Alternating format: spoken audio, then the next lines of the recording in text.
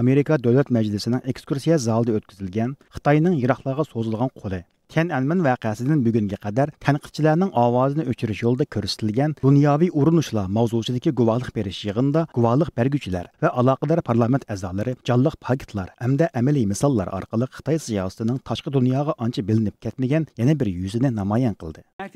Yig'inni boshqargan parlament a'zosi Amerika Davlat Majlisi Xitoy ishlari komitetining raisi Christopher Smith oldi bilan yig'in qatnashuvchilariga 1989-yilda yuz bergan Tiananmen vaqasini qisqacha tushuntirib o'tdi. Shundaqla Xitoy doiralarining buning bilan to'xtab qolmay, Xitoy chegarasidagi ushshoq davlatlardan toki BDT va Amerikaga qadar dunyoviy miqyosda hamma joyga qo'l so'zayotganligini, shu qatorda Tailand va Kambodjani Uyg'ur musofirlari va Xitoy davasidan kelib, siyosiy panohlik tilaguvchilarini Xitoyga qaytarib berishga majbur qilganligini bayon qildi. Pushing Thailand and Cambodia to forcibly repatriate Uyghur refugees and Chinese asylum seekers.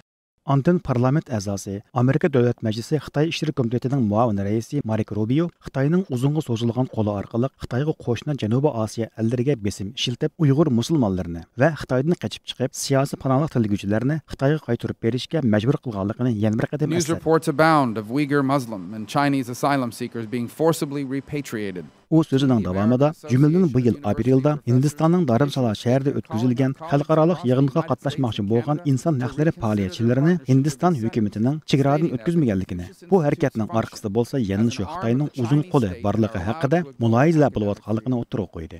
In April of 2016, the Indian government blocked several rights advocates and activists from attending an interfaith Bu qatimqi yig'inda Amerika Uyg'ur birlashmasining raisi Ilshad Hasan o'zining shaxsiy kechirmishlariga birlashtirib, nuqtali holda Uyg'urlar hozir duch kelayotgan siyosiy besimlar va Xitoy hokimiyatining chet ellardagi Uyg'ur faoliyatchilariga qilayotgan ziyonkashliklari haqida guvohlik berdi. Personally, I hope the US government and US Congress can understand the Chinese government's long arm which stretches beyond Ilshad Hasan Xitoy hokimiyatining allaqachon musofirlik salohiyati berilgan ba'zi Uyg'urlarni chet ellardan qaytarib kelayotganligini tilg'ilib, Xitoyga qaytarib ketilgan bu siyosiy mahbuslarning keyingi ahvoli har qachon noma'lum bo'layotganligini ta'kidladi. Shundaqla Amerika hukumati va parlamentidan Xitoy hokimiyatining bu xildagi razil qilmishlarini to'sishga tadbir qo'llanishini talab qildi. I hope the US government and Congress will act to hold the Chinese government accountable. Guvohlik berish yig'indan keyin bir qism yig'in ishtirokchilari yig'in haqida o'ylaganlarini biz bilan o'rtoqlashdi. Why do you think the hearing is important for today? I think it's a very important topic. Amerikadagi Uyg'ur inson haqlari qurilishi jamiyatining mas'ullaridan Greg Fay bu qatimqi guvohlik berish yig'ini orqali Xitoy hukumatiga Tiananmen vaqasidan buyongi tanqidchilarning ovozini o'chirish urinishlarining qora kamaydiganligini yana bir qatam eslatish mumkin deb ko'rsatdi. U yana bugungi yig'inda Amerika Uyg'ur birlashmasining raisi Ilshad Hasanning guvohlik so'zlaridan Xitoy hokimiyatining Uyg'ur o'qituvchilarining ovozini o'chirish uchun ularning oil tavobatlariga qanday ziyonkashlik qilayotganligini, ularning hatto chet ellarga sayohat qilishiga qadar aralashayotganligini bilib olganligini aytdi.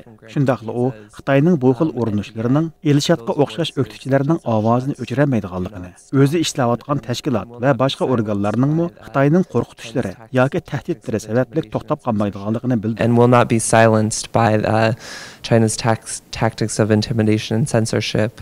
Yig'indan keyin Ilshad Hasan ziyoratimizni qabul qilib, Xitoyning Uyg'urlar diyoridagi reallikni tashqi dunyodan yoshirish uchun yo'lga qo'yayotgan urinishlarining amaliyotda uchiga chiqqan qonunsizlik ekanligini, shuning bilan birga Xitoyning Uyg'ur davosining xalqaroga oshkora bo'lishidan qanchalik ansirayotganligini ko'rsatadiganligini bildirdi. Yo'q, hech qanday qonunda bo'libmi shu matbuaning erkinligini bo'g'ishga hech qanday dunyoning hech qanday bir davlatida bundaq bo'g'ishga ruxsat qilinadigan qonun yo'q. Hatto Xitoy o'zininki asos qonundimi matbua erkinligi, namoyish erkinligi deb 4 erkinlik bor.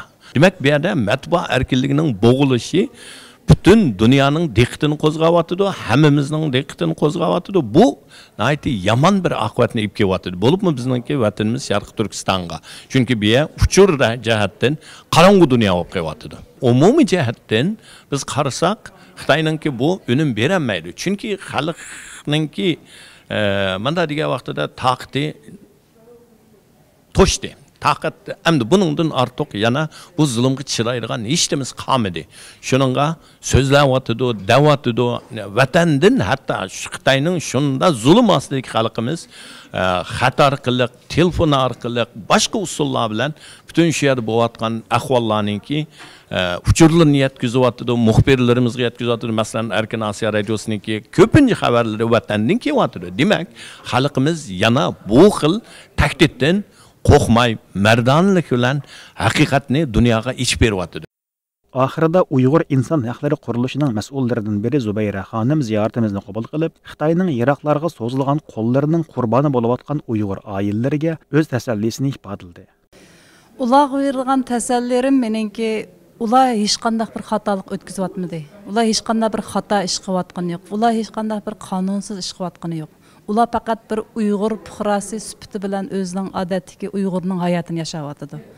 Demak, mushunda bir odatga Uyg'urning o'zining hayotini yashaganiga tinchlik bermayotgan, shularni bearam qilayotgan, shularga azob akayotgan, boshqa yerda dunyoning qaysi bir bulung'pushqoqlarida bir Uyg'urning haqqini da'vosi uchun ishga yig'iz gap qilayotganlarninki uchini oladigan mushunda ishni qilayotgan Xitoy hukumati o'zining naqadar gunohkorligini, ularning naqadar haqqoniyatsizligini, ularning o'zi qilayotgan jinoyatiga o'zi iqror ekanligining bir ifodasi. Shunda bo'lganligi uchun men shunday deymanki, u avlodlarimga, urug' tuqqanlarimga, do'st birodarlarimga ular beshini ko'tarib hech nimdan qo'rqmay, chabdas turib o'zining qanday hayotni yashayotgansa yashayverishga ular haqliq.